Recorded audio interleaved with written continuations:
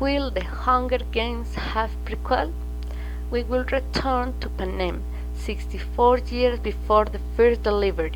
It has only taken a few hours since the announcement of a literary prequel to the Hunger Games by Susan Collins for Lionsgate to launch its film adaptation.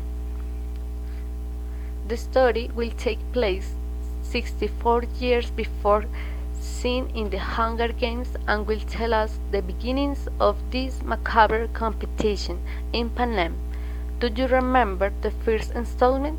The first installment told us the 70/40 edition, so everything points to Collins having chosen his 10th edition, paving the way for a prequel that goes back more in time to focus at the first.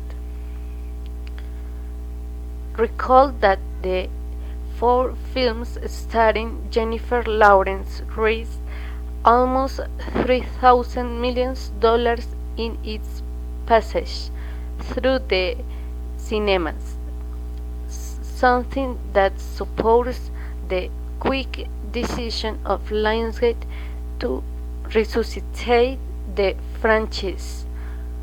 Of course, the exhaustion was already noticed then to be the Hunger Games Mockingjay Part 2, the least box office of all. Thank you for listening to me.